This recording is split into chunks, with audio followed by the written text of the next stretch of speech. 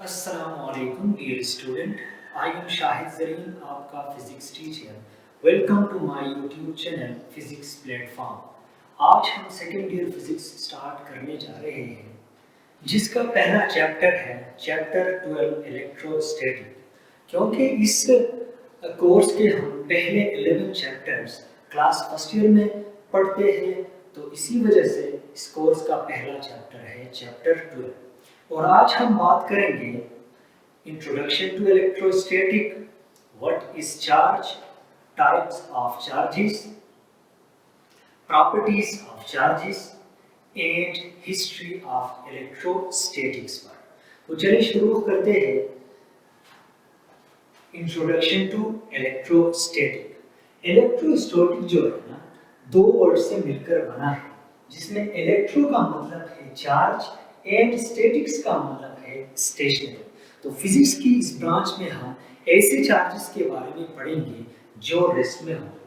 तो इसका डेफिनेशन ऐसा हुआ, the study of charges at rest is called electrostatic. Physics की वो ब्रांच जिसमें हम चार्जेस पर बात करेंगे, लेकिन किस किस्म के चार्जेस में, वो चार्जेस जो रेस्ट में है. इस टर्म को हम आगे जाकर ये चार्ज क्या है मजीद एक्सप्लेन करेंगे. तो फिजिक्स की ऐसे ब्रांच की जरूरत होगी जिसमें हम ऐसे चार्जेस के बारे में पढ़ेंगे जो मोशन में होंगे. तो ऐसे ब्रांच को इलेक्ट्रोडायनामिक्स कहते हैं. The study of charges in motion is called electrodynamics. इस पर आगे आने वाले चैप्टर्स में बात करेंगे, लेकिन फिलहाल हम इलेक्ट्रोस्टैटिक पर ही बात करेंगे.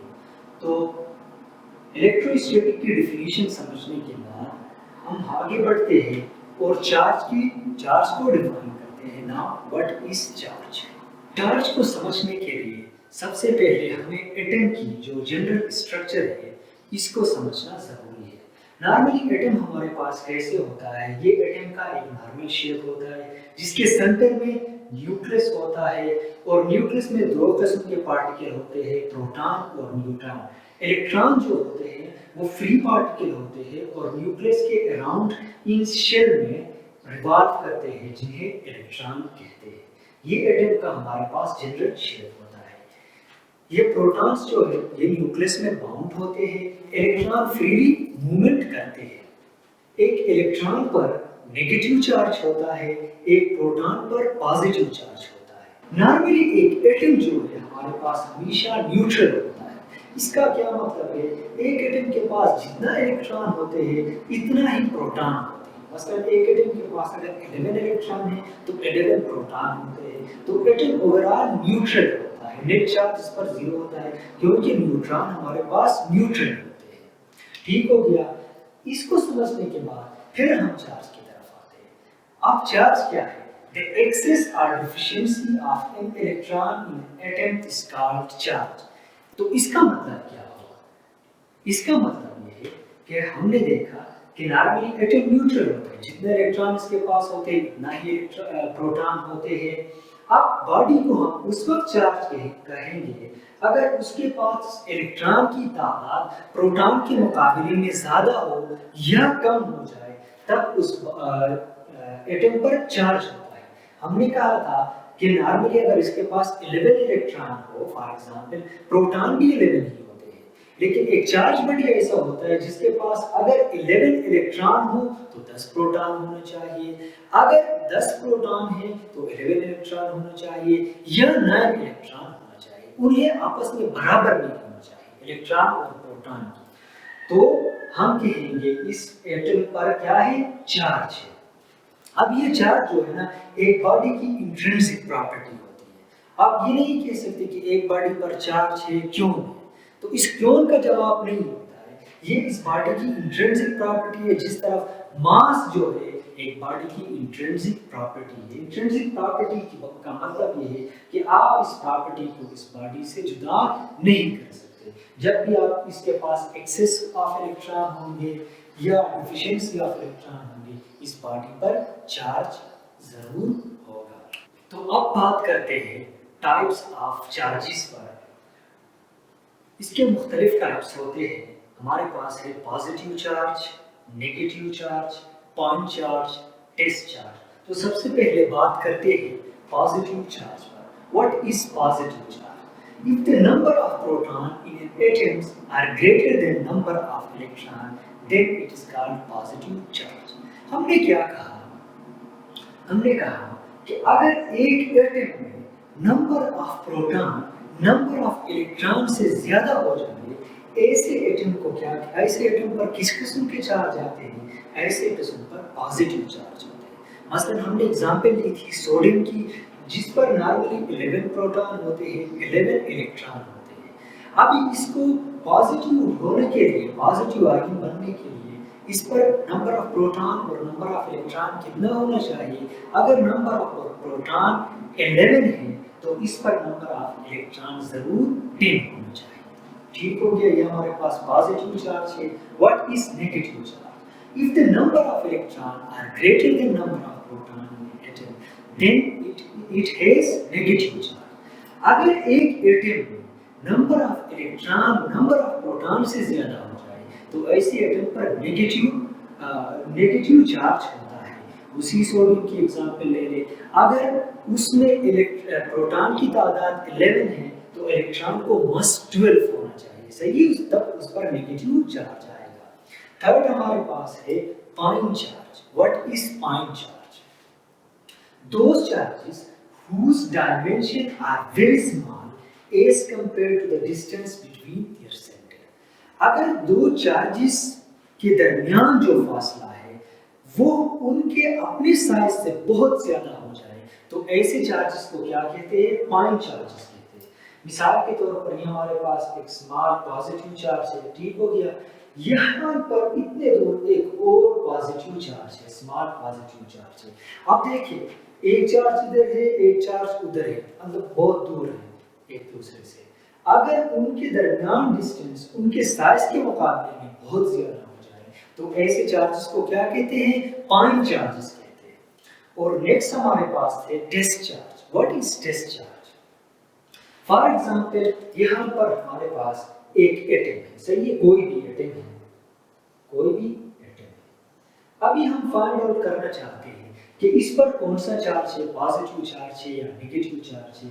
इस बात को फाइंड आउट करने के लिए हमें एक और चार्ज इसके अराउंड लाना होगा। इस पर चार्ज को फाइंड आउट करने के लिए हमें इस चार्ज को इसके आसपास लाना होगा, ठीक है? ये मैंने टेस्ट चार्ज को हमेशा हम पॉजिटिव सेलेक्ट करते हैं। अगर ये पॉजिटिव चार्ज को इसके करीब लाएंगे तो ये क्या होगा? फॉर एग्जांपल उस पर अगर पॉजिटिव चार्ज होगा तो ये एक दूसरे को रिपेल करेंगे, अगर नेगेटिव चार्ज हुआ तो ये उसको अट्रैक्ट करेगा, सही है? वो आगे जाकर हम एक्सप्लेन करेंगे कि क्यों अट्रैक्ट करता है, क्यों रिपेल करता है, सही है ना?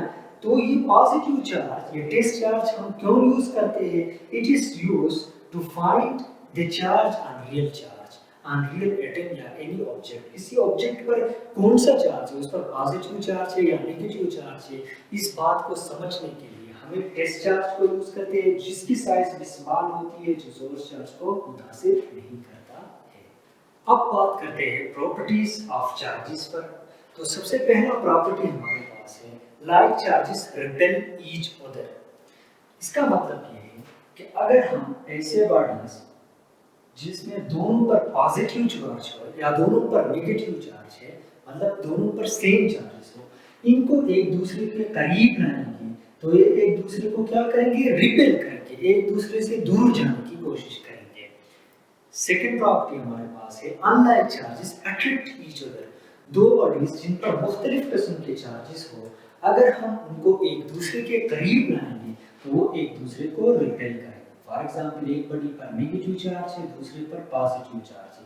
इन दोनों को अगर हम एक दूसरे के करीब लाएंगे तो एक दूसरे को अट्रैक्ट करेंगे। थर्ड प्रॉपर्टी हमारे पास है charge bodies attract neutral bodies. ऐसे बॉडीज जिन पर पॉजिटिव चार्ज हो या नेगेटिव चार्ज हो, वो न्यूट्रल बॉडीज को अट्रैक्ट करेंगे। मिसाल के तौर पर अगर हम कॉम्ब की मिसाल ले लें, कॉम्ब को अगर हम, कंघी को अगर हम अपने बालों के साथ रख दे तो उस पर क्या आता है? चार्ज आता है। अगर हम उनको पेपर के पीसेस के ऊपर लाएंगे तो वो उनको अट्रैक्ट करेंगे। पेपर के पीसेस नॉर्मली क्या थे? न्यूट्रल थे, न्यूट्रल बॉडीज थे जिन पर कोई चार्ज नहीं थे, लेकिन कॉम्ब्स में रगड़ की वजह से चार्ज आए थे जिनको वो क्या करता है? अट्रैक्ट करता है। नेक्स्ट प्रॉपर्टी हमारे पास है चार्ज स्केलर इन नेचर। ये चार्ज जो है ना, ये हमारे पास स्केलर क्वांटिटी होता है जिसकी प्रॉपर एक्सप्लेनेशन के लिए सिर्फ मैग्नीट्यूड की जरूरत होती है, डायरेक्शन की जरूरत नहीं होती। नेक्स्ट प्रॉपर्टी हमारे पास है charge is quantized in nature. इसको समझने के लिए पहले हमें इस बात को समझना चाहिए कि यूनिवर्स में जो सबसे छोटा चार्ज होता है ना, वो चार्ज ऑन इलेक्ट्रॉन होता है। और 1 इलेक्ट्रॉन पर कितना चार्ज होता है? 1.6 क्रॉस 10⁻⁻19 कूलम। ये यूनिवर्स का सबसे स्मॉलेस्ट चार्ज होता है, ठीक है। अब the charge on any object is integral multiple of the charge in electron. उधर जितने भी बॉडीज है ना, उन पर जो चार्ज होता है वो इलेक्ट्रॉन के इंटीग्रल मल्टीपल के बराबर होता है। यानी कि the charge on any object is integral multiple of the charge of electron. यानी कि इलेक्ट्रॉन पर जितना चार्ज है ना, इसका 2 टाइम मल्टीपल, 3 टाइम मल्टीपल या 4 पॉइंट मल्टीपल जितना भी है, इसके मल्टीपल के बराबर होता है। सही है ना। नेक्स्ट प्रॉपर्टी हमारे पास है the unit of charge is coulomb. Charge का जो यूनिट होता है ना, वो कूलम होता है। अभी इस बात को समझने के लिए कि 1 कूलम्स में कितना इलेक्ट्रॉन होता है, तो हमें पता है 1 इलेक्ट्रॉन पर 1.6 क्रॉस 10⁻⁻19 कूलम्स चार्ज होता है। तो 1 कूलम्स को फाइंड आउट करने के लिए 1 कूलम्स को हमने इधर रखा, 1.6 क्रॉस 10⁻⁻19 उस साइड पे जाकर इसके साथ डिवाइड हो गया। इसको हम कैलकुलेट करें तो हमारे पास क्या आता है? 1 coulomb is equal to 6.25 cross 10⁻18 electron. यानी एक एटम पर 1 पॉजिटिव चार्ज या 1 नेगेटिव चार्ज लाने के लिए इस एटम से हमें 6.25 क्रॉस 10⁻18 इलेक्ट्रॉन निकालना होगा या इतना इलेक्ट्रॉन इसके ऊपर ऐड करना होगा, तब उस पर 1 पॉजिटिव चार्ज आएगा या 1 नेगेटिव चार्ज आएगा। तो अब बात करते हैं हिस्ट्री ऑफ इलेक्ट्रोस्टैटिक पर। तो इलेक्ट्रोस्टैटिक को सबसे पहले एक साइंटिस्ट था जिसका नाम था थेल्स। आज से 2500 साल पहले उसने डिस्कवर किया। उसने देखा कि एक ऑब्जेक्ट था एम्बर, वो क्या करता था? स्मॉल ऑब्जेक्ट को अट्रैक्ट करता था। तो थेल्स ने सबसे पहले ये जो इलेक्ट्रोस्टैटिक है ना, इसको डिस्कवर किया।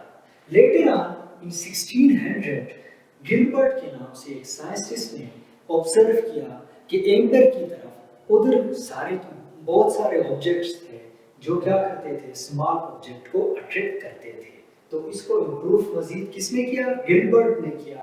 फर्दर गिलबर्ट ने इस बात को भी फाइंड आउट किया कि सेम चार्जेस, ठीक है ना, वो एक दूसरे को रिपेल करेंगे।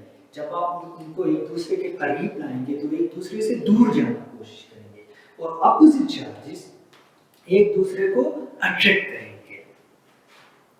ये जो अट्रैक्शन और रिपल्शन जो है ना, एक ऑब्जेक्ट का दूसरे स्मॉल ऑब्जेक्ट को अट्रैक्ट करना, इस प्रॉपर्टी को सबसे पहले थॉमस ब्राउन ने इलेक्ट्रिसिटी का नाम दिया। और ये पॉजिटिव चार्ज, नेगेटिव चार्ज हम जो कह रहे हैं ना, ये चार्जेस को ऐसे नाम डिजाइन कौन किया था? बेंजामिन फ्रैंकलिन ने 1750 में किया था।